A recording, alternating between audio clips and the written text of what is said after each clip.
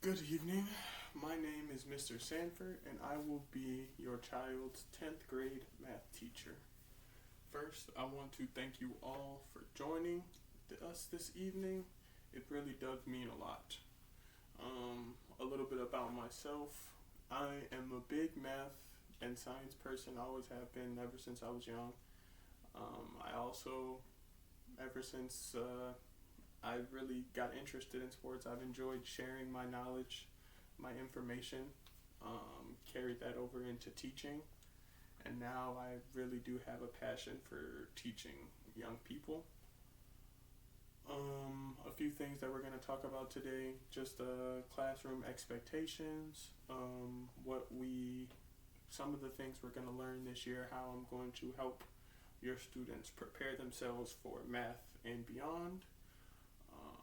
We're just going to go over this handout that we have, and then at the bottom there'll be a contract that for the students that are here and the parents, I'll take the bottom from you, and for the ones that aren't, I just need the students to bring them back when they do come to class.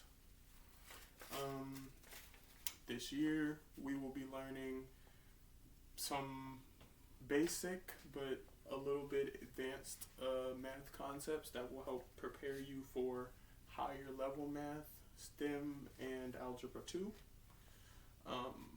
But more importantly, I am focused on helping my students develop and see connections in math in their outside world, because it is very important to me that not only the students just memorize or remember the math, but that it is beneficial for them in the long term, whether they take the experiences that they have in our classroom and they use them somewhere else.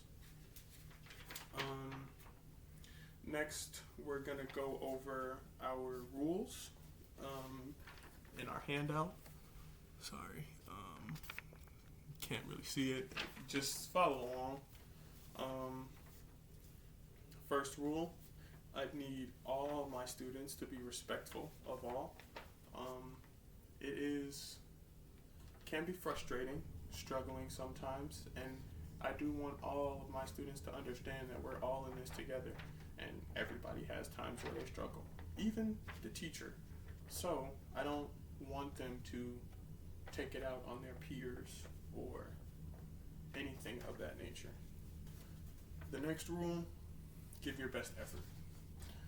I'm not much of a A's, B's, C's person. I understand that everybody comprehends things at a different level. Everybody learns at a different level and a different pace. I just need from my students individually to be trying their best. Don't give me half effort and then expect full grading or the same grading as someone else that gives full effort. It's unrealistic. And lastly, be tolerant. And this one is more of just a life and an individual thing. I don't want anyone to feel disrespected. I want to create a safe environment for all of my students where all of their thoughts, ideas, they feel okay to be wrong, to just put ideas out there. It's a safe place. We come to school to learn and get better, and the only way to learn and to get better is through making mistakes. So I don't want any of my students to feel like making a mistake is wrong. To go along with the rules, it is a contract that must be signed and returned. I'm going to talk really quickly about the quote-unquote punishments that come along with, or consequences that come along with failing to follow these specific rules. Seeing as the contract does need to be signed and returned, it will be binding. Violations may incur parent-student conferences, additional minor assignments, or collaborative plans built by students, parents, and me. can sound like a lot. Essentially, it will turn out being like, I'll give them maybe an assignment on, give me 10 facts or 15 facts about this person, and the person could be Thurgood Marshall, or the person could be Coretta Scott King. It could be anybody. Another thing that it could be, in the parent-teacher conference, I could talk to, kind of come with a collaborative approach in terms of me and the parents. We can come to the student and we can tell them that this isn't going to be acceptable, figure out a plan or a way that we can remedy the situation. I know parents are busy. I know it's a lot. That's why I don't want you all to feel that I am just telling you, oh, your child isn't doing this, or your child did this. I want to be a part of the solution. I don't just want to be a part of causing a ruckus or a muck. And also on our handout, we have my personal phone number and my email if you need to get into contact with me at any time. Questions about assignments. I will say I may not necessarily get back to you immediately, but as soon as I get an opportunity to, I will. I do want to ensure that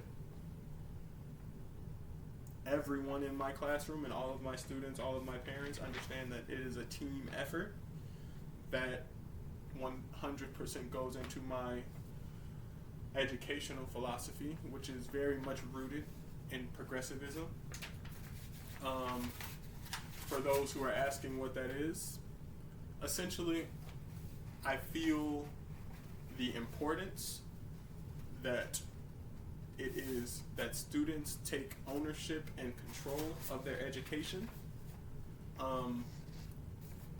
While I understand that not every subject that students learn they will enjoy or they will be passionate about, finding a way to get them to personalize it, maybe relate it to something else, just so that they can create a connection with the subject or the topic, only furthering their drive and their motivation for wanting to continue. I believe that it's hard to force students to learn things. I believe that it is easier for students to learn something when they have a healthy stake, like a foothold in what they're learning. So I really do want my students I want their voices to be heard. And that's why in this process I emphasize how the students are just as involved as the parent and the teacher, because if as a teacher or as a parent we just come up with a plan and the student doesn't agree with it, it's not going to work, because at the end of the day we can't make the student do anything. All in all, I do want to thank you all for coming, for one. And for two, I want to say that I am very, very excited to be teaching all of your students. This is going to be very fun, and I hope that in the end, all of my students and all of my parents can say that they appreciated everything that I could have done, and my students have grown throughout this semester or this year.